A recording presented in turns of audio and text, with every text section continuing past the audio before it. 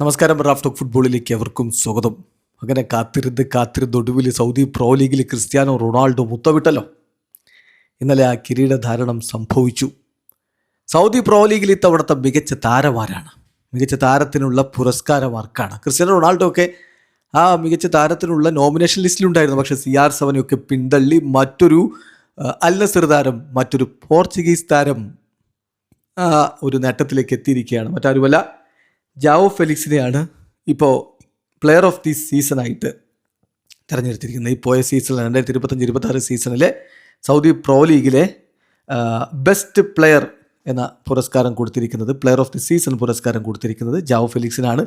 20 ഗോളുകളും 13 അസിസ്റ്റുകളുമാണ് അദ്ദേഹം ഈ സീസണിൽ പ്രോ ലീഗിൽ അൽ നസറിന് വേണ്ടി നേടിയത്.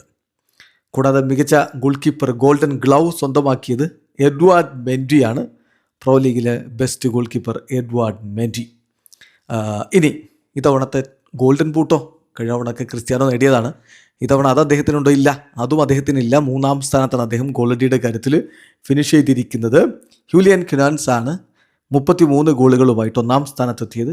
രണ്ടാമത് ഇവാൻ ടോണിയാണ് 32 ഗോളുകൾ. അതിൻ്റെ ഫലമായിട്ട് അദ്ദേഹം ഇപ്പോൾ ഇംഗ്ലണ്ടിൻ്റെ വേൾഡ് കപ്പ് സ്ക്വാഡിലേക്ക് മടങ്ങിയെത്തിയിട്ടുണ്ട്. കാരണം 2024 യൂറോയ്ക്ക് ശേഷം വെറും 7 മിനിറ്റ് മാത്രം അന്താരാഷ്ട്ര ഫുട്ബോൾ കളിച്ച ഇവാൻ ടോണിയെ വേൾഡ് കപ്പ് സ്ക്വാഡിലേക്ക് കോച്ച് എടുത്തിട്ടുണ്ടെങ്കിൽ അതിൻ്റെ കാരണം പ്രോ ലീഗിലെ ഈ മിന്നിക്കത്തിയ പ്രകടനം തന്നെയാണ്. ക്രിസ്ത്യാനോ റൊണാൾഡോ 3-ാം സ്ഥാനത്താണ്, 28 ഗോളുകളാണ് അദ്ദേഹം നേടിയത്. റോജർ മാർട്ടിനസ് 4-ാം സ്ഥാനത്ത് 23 ഗോളുകൾ, 5-ാം സ്ഥാനത്ത് ജാവോ ഫെലിക്സ് 20 ഗോളുകൾ. ഏതായാലും പ്രോ ലീഗിലെ ഇത്തവണത്തെ മികച്ച താരത്തിനുള്ള പുരസ്കാരമോ ഗോൾഡൻ ബൂട്ടോ ഒന്നും ക്രിസ്ത്യാനോക്കില്ല. പക്ഷേ അദ്ദേഹം ഏറെ ആഗ്രഹിച്ച പ്രോ ലീഗ് കിരീടം അദ്ദേഹത്തിനുണ്ട് താനും. വീഡിയോ അവസാനിക്കുന്ന ഫുട്ബോൾ ലോകത്തെ കൂടുതൽ വിശേഷങ്ങളുമായി റാഫ് ടോക്സ് എഴുതാം.